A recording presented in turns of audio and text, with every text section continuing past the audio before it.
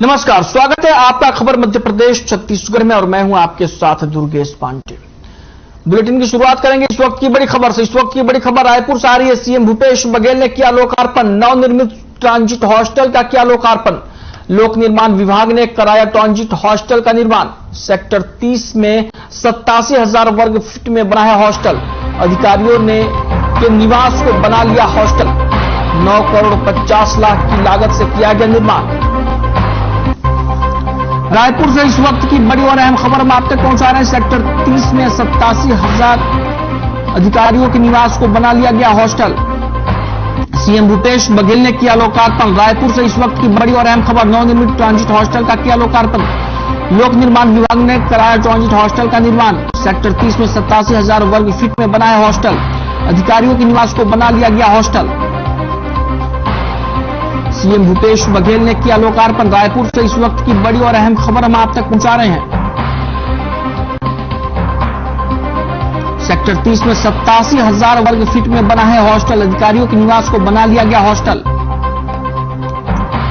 CM Bhupesh Baghel ने किया लोकार्पण। तस्वीरें आप अपनी टीवी स्क्रीन पर देख सकते हैं, जहां पर मुख्यमंत्री भूपेश बघेल ने लोकार्पण किया है। आपको बता दें कि ट्रांजिट हॉस्टल का लोकार्पण किया गया है मुख्यमंत्री भूपेश बघेल के द्वारा और सीएम भूपेश बघेल ने इसका लोकार्पण किया है रायपुर में। आपको बता दें कि सेक्टर 30 में नवा रायपुर में इस ट्रांजिट हॉस्टल का निर्माण हुआ है और इसका लोकार्पण मुख्यमंत्री भूपेश बघेल ने किया।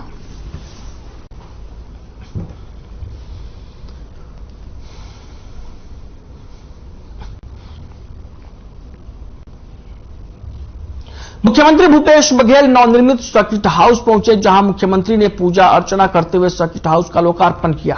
24 करोड़ रुपए की लागत से G7 मंजिला सर्किट हाउस का निर्माण हुआ है। नवनिर्मित सर्किट हाउस में 22 कमरे, 6 स्वीट समेत एक वीवीआईपी स्वीट और मल्टीपर्पज हॉल की सुविधा है। आपको बता दें कि नया सर्किट हाउस नवा रायपुर के सेक्टर 24 में स्थित है।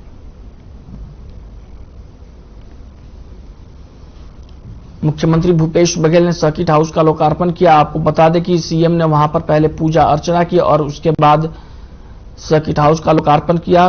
नवनिर्मित सर्किट हाउस नवा रायपुर में सेक्टर 24 में बना है और सीएम भूपेश बघेल ने उसका लोकार्पण किया।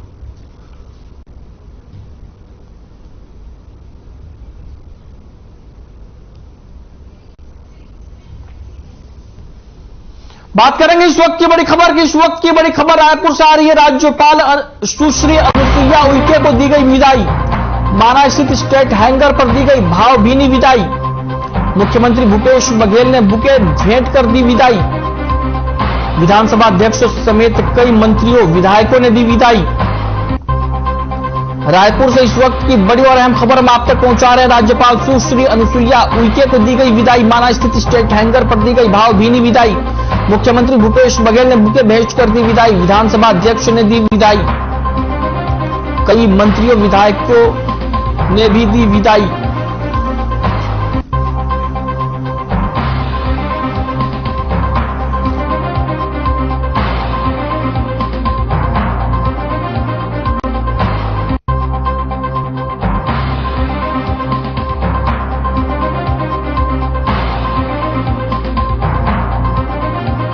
और अहम खबर हम आप तक पहुंचा रहे हैं। मुख्यमंत्री भूपेश बघेल ने बुके भेंट कर दी विदाई। विधानसभा अध्यक्ष ने दी विदाई। कई मंत्रियों विधायकों ने दी विदाई। राज्यपाल सुश्री अनुसुईया उइके को दी गई विदाई। रायपुर से इस वक्त की बड़ी और अहम खबर हम आप तक पहुंचा रहे हैं। मुख्यमंत्री भूपेश बघेल ने बुके भेंट कर दी विदाई। विधानसभा अध्यक्ष ने दी विदाई। कई मंत्रियों विधायकों ने भी दी विदाई।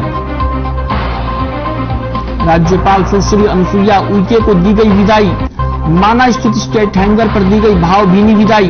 मुख्यमंत्री भूपेश बघेल ने बुके भेज कर दी विदाई। विधानसभा अध्यक्ष ने दी विदाई। कई मंत्रियों विधायकों ने दी भावभीनी विदाई। राज्यपाल सुश्री अनुसुईया उइके को दी गई विदाई। रायपुर से इस वक्त की बड़ी और अहम खबर हम आप तक पहुंचा रहे हैं। तस्वीरें आप अपनी टीवी स्क्रीन पर देख सकते हैं, जहां पर राज्यपाल सुश्री अनुसुईया उइके को विदाई दी गई है। आपको बता दें कि सुश्री अनुसुईया उइके छत्तीसगढ़ की निवर्तमान राज्यपाल हैं। अब वो पूर्व राज्यपाल हो गई हैं क्योंकि उनका ट्रांसफर कर दिया गया है दूसरे प्रदेश में और अब छत्तीसगढ़ के राज्यपाल की जिम्मेदारी उनसे ले ली गई है।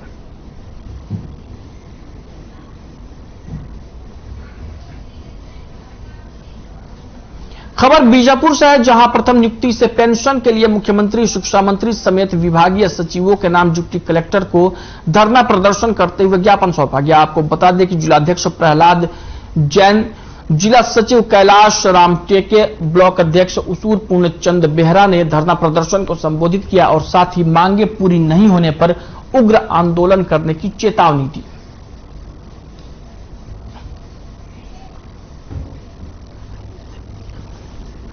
बीजापुर की यह खबर हम आप तक पहुंचा रहे हैं, जहां पर कर्मचारियों ने धरना प्रदर्शन किया और डिप्टी कलेक्टर को ज्ञापन सौंपा और इसके साथ ही उन्होंने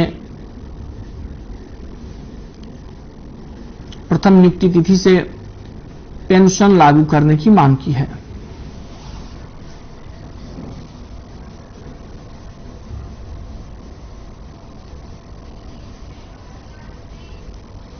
खबर छत्तीसगढ़ से के छुरिया से है, जहां हाथ से हाथ जोड़ो यात्रा के दौरान विधायक छन्नी चंदू साहू ने जन सामान्य की तरह टाटा मैजिक गाड़ी में सफर किया। आपको बता दें कि हाथ से हाथ जोड़ो अभियान के तहत लगातार क्षेत्र में वो पदयात्रा कर रही हैं और यात्रा के दौरान महिलाएं भी टाटा मैजिक में उनके साथ रहीं। आप देख सकते हैं ये खबर छुरिया से है, जहां पर कांग्रेस की विधायक छन्नी चंदू साहू ने हाथ से हाथ जोड़ो अभियान में शामिल हुई हैं और वो किसी आम आदमी की तरह वो टाटा मैजिक में सफर करती नजर आई।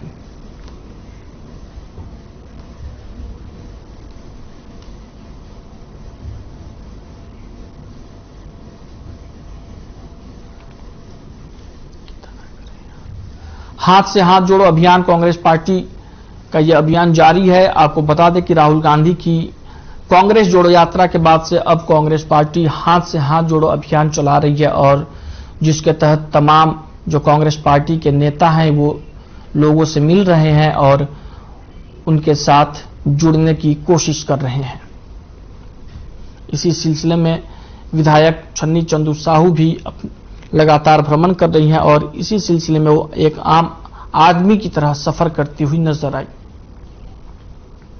खबर मध्य प्रदेश के इंदौर से है, जहां मुख्यमंत्री शिवराज सिंह चौहान ने नई शराब नीति के तहत अहातों को बंद करने का आदेश दिया था, जिस पर इंदौर नगर निगम नेता प्रतिपक्ष चिंटू चौकसे ने राज्य सरकार पर निशाना साधते हुए कहा कि दिए बुझाने की स्थिति वाली सरकार कहा और बीजेपी का 18 साल से अधिक वाली प्रदेश सरकार का विकास नहीं विनाश वाली सरकार है। साथ ही चौकसे ने आगामी विधानसभा चुनाव में कमलनाथ के नेतृत्व में कांग्रेस की सरकार बनने और राम राज्य स्थापित करने का भी दावा किया।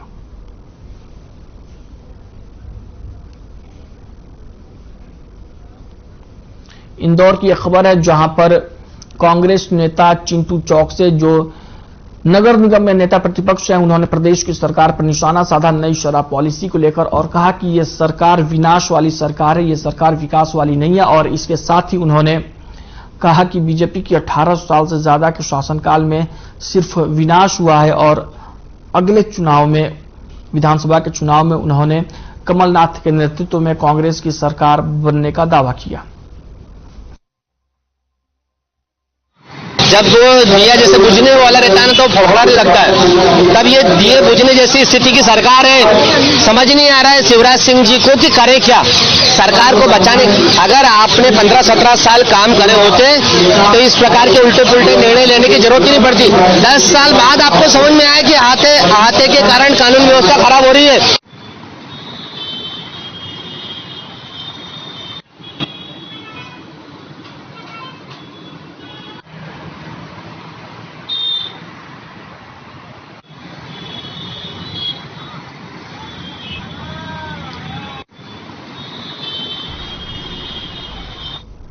खबर रायपुर से है, जहां पंडित रविशंकर विश्वविद्यालय में नए कुलपति की नियुक्ति की गई है। प्रोफेसर सच्चिदानंद शुक्ला पंडित रविशंकर शुक्ल विश्वविद्यालय के कुलपति बनाए गए हैं। राज्यपाल सह कुलाधिपति उइके ने रविशंकर विश्वविद्यालय के कुलपति की नियुक्ति की और आपको बता दें कि पंडित रविशंकर विश्वविद्यालय के वर्तमान कुलपति डॉक्टर केशरी लाल वर्मा का कार्यकाल 1 अप्रैल को पूरा हो रहा है।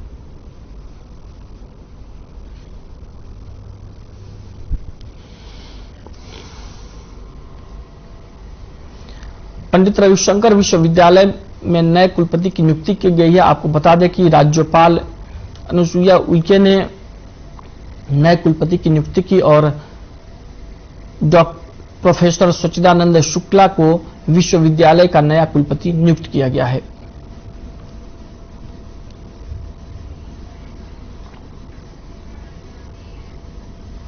दंतेवाड़ा विधानसभा क्षेत्र में मोर आवास मोर अधिकार अभियान के तहत विधायक निवास का बीजेपी ने घेराव किया।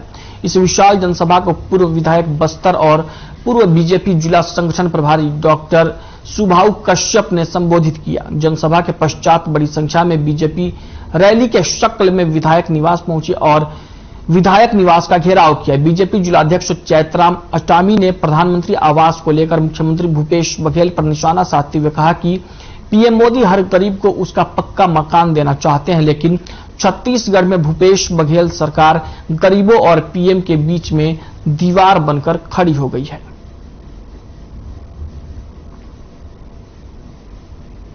दंतेवाड़ा की खबर है, जहां पर बीजेपी कार्यकर्ताओं ने मोर आवास मोर अधिकार अभियान के तहत कांग्रेस विधायक के आवास का घेराव किया है। वहीं छत्तीसगढ़ मिलेट्स कार्निवाल अवार्ड 2023 में कुटकी के रिकॉर्ड संग्रहण के लिए गीदम समिति को सम्मानित किया गया है। आपको बता दें कि मिलेट्स कार्निवाल अवार्ड 2023 की शुरुआत माननीय मुख्यमंत्री भूपेश बघेल ने 17 फरवरी को की थी, जिसका समापन समारोह में भारत के 7 राज्यों से मिलेट्स के जानकारों ने भाग लिया।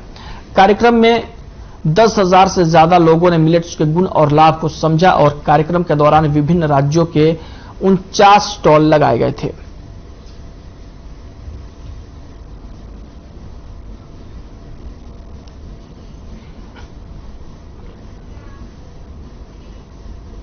खबर रायपुर से है, जहां ईडी की कार्रवाई के बाद विधायक देवेंद्र यादव मीडिया से रूबरू हुए। इस दौरान उन्होंने कहा कि ईडी की जो भी कार्रवाई राजनीति से प्रेरित दिख रही है, केंद्र सरकार एजेंडे के तहत छत्तीसगढ़ में कार्रवाई कर रही है।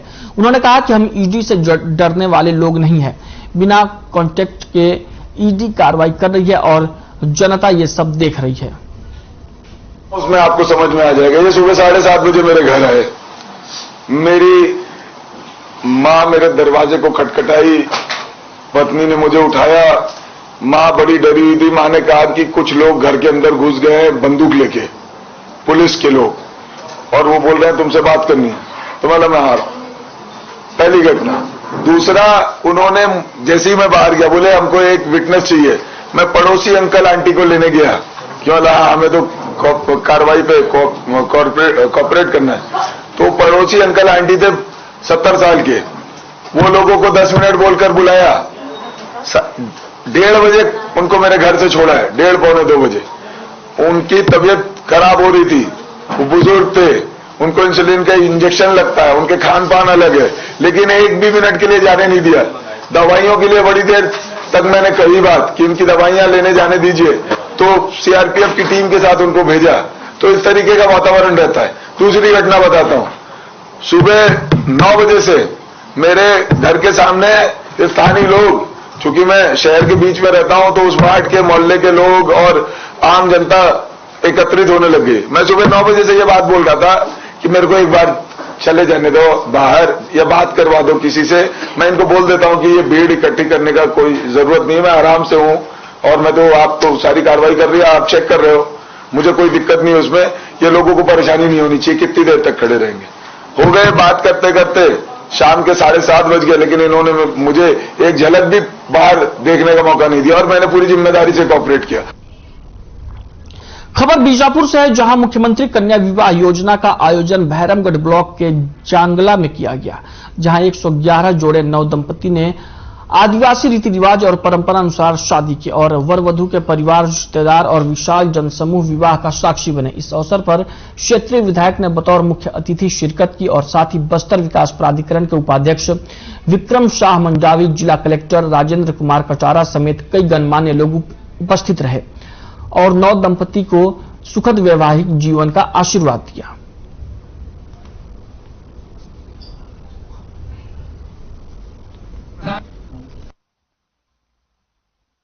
सबसे पहले तो मैं ये बता दूं कि 1,000 उनके खाते में दिया जाएगा, 1,000 रुपए की राशि। इसके अलावा उनको श्रृंगार सामग्री और आभूषण सामग्री दी गई है। साथ ही साथ अलमारी, पेटी, गद्दा, तकिया, चादर और बर्तनों का सेट दिया गया है। श्रृंगार सामग्री में उनके जो मेकअप के जैसे सामान हैं वो सब चीजें हैं, जैसे कि क्रीम है और लिपस्टिक है आदि ऐसे श्रृंगार वाले के सामान हैं।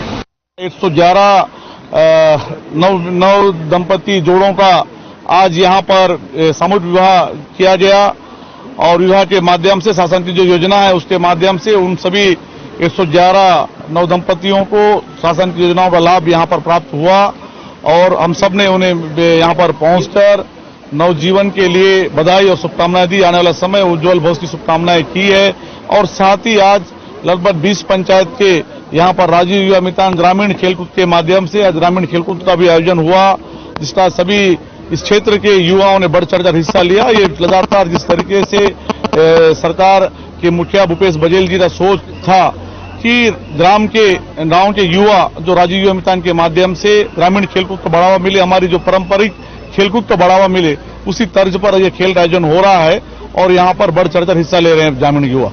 माटाड़ा का रहने वाला हूँ। मतलब मेरे घर की स्थिति बहुत कमी थी, इसीलिए मतलब मुख्यमंत्री कन्या विवाह योजना के अवसर से हम यहाँ विवाह के लिए आए हैं और मुख्यमंत्री भूपेश बघेल को बहुत बहुत धन्यवाद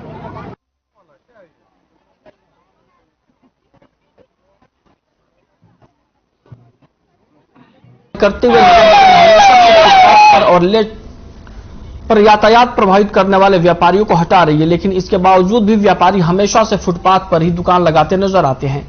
इंदौर नगर निगम की इसी ओर से रिमूवल दस्ते ने सुबह 10 बजे से करीब अग्रसेन चौराहे पर गाय को चारा खिलाने वाले फुटपाथ पर व्यापार करने वाले व्यापारियों को नगर निगम की ओर से हटाया जा रहा था। इसी दौरान महिलाओं ने नगर निगम कर्मचारियों को घेर लिया और साथ ही नगर निगम कर्मचारियों से महिला हाथापाई करती नजर आई।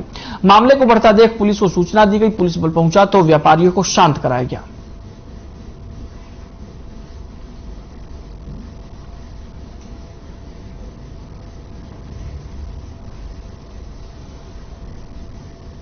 आपत्ति ली थी और नगर निगम इस पर कार्रवाई करके जो चारा था जब्त किया गया नगर निगम। आक्रोशित जनता ने जो गाड़ी थी उसके आगे चक्का जाम करने का प्रयास किया था। नगर निगम के अधिकारियों ने उनको समझाया है, कार्रवाई का आश्वासन दिया है कि उनके साथ न्याय होगा। इसी न्याय के साथ, इसी बात के साथ उन्होंने अपना चक्का जाम समाप्त किया है और जाके वहां पर कर्मचारी नगर निगम से बात करने की तैयार है। अभी जो है स्थिति सामान्य हो गई।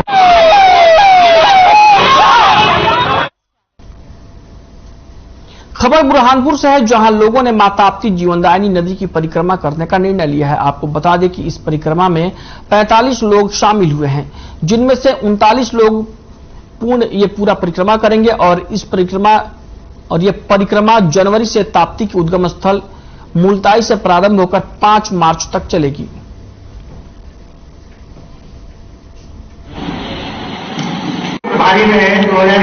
मां ताप्ती नदी का दुनिया की सारी नदियों में सबसे महत्वपूर्ण स्थान है। यह सृष्टि की प्रथम सरिता, प्रथम नदी कहलाती है और यह भी जीवन देने का काम करती है। ताप्ती के तट पर भी सभ्यता पलती है। तो हम लोगों ने यह विचार किया कि जब ताप्ती मैया हमको जीवन देती है तो क्यों ना हम उनके प्रति थोड़ी सी कृतज्ञता प्रकट करें। तो हमने एक पद यात्रा प्रारंभ करने का काम किया, जो शनै शनै आगे बढ़ते हुए सूरज संगम स्थल तक पहुंची और जब सूरज संगम स्थल पहुंच गई तो उद्देश्य बना कि मां ताप्ती की संपूर्ण परिक्रमा होनी चाहिए। बुरहानपुर जिला कलेक्टर कार्यालय में 3 मासूम अपने हाथों में तख्ती लेकर न्याय की गुहार लगाने पहुंचे। साथ में इनकी माता पिता भी थे। आपको बता दें कि हाल ही में बच्चों के पिता का एक्सीडेंट के कारण पैर में फ्रैक्चर हुआ था, जिसका इलाज एप्पल हॉस्पिटल में किया गया था, लेकिन हॉस्पिटल और डॉक्टर की लापरवाही के कारण पीड़ित का पैर ठीक नहीं हो सका। वहीं जब इस संबंध में एसडीएम शैलेंद्र सिंह सोलंकी से चर्चा की गई तो उन्होंने बताया कि शिकायत मेरे पास आई है, इसमें मुख्य चिकित्सा अधिकारी से जांच करवाकर आगे की कार्रवाई की जाएगी और जो भी दोषी होगा उसके खिलाफ सख्त कार्रवाई की जाएगी।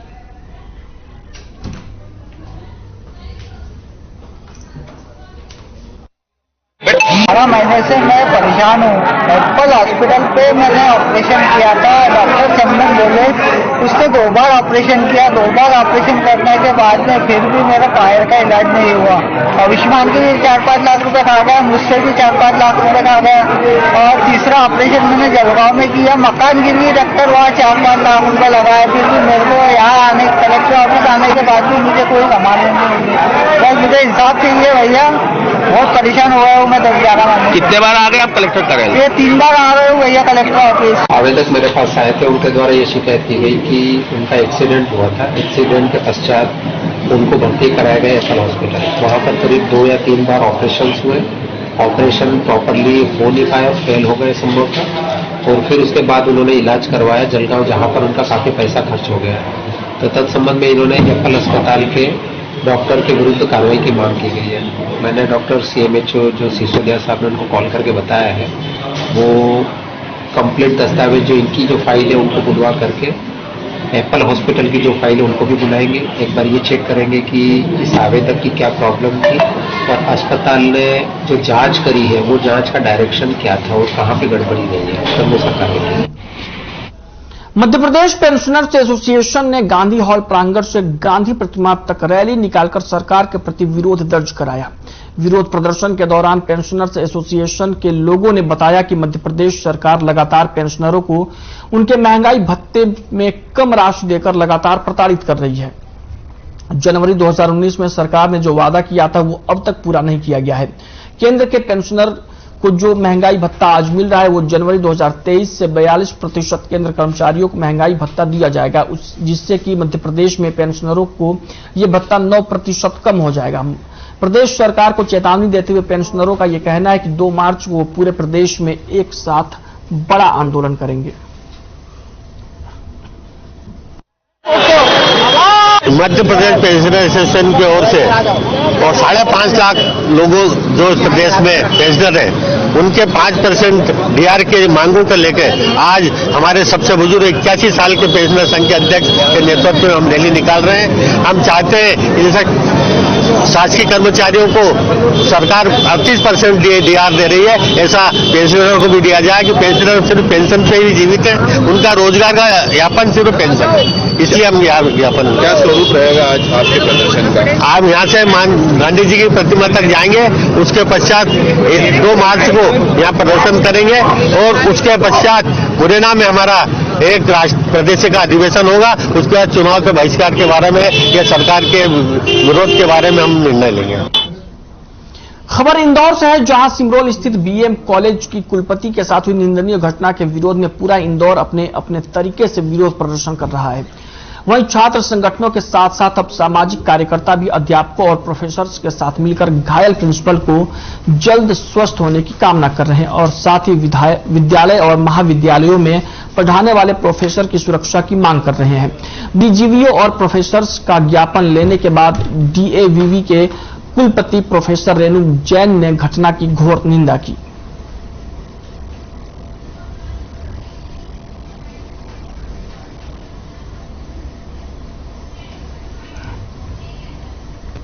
बुलेटिन में फिलहाल के लिए इतना ही। मुझे दीजिए इजाजत। नमस्कार।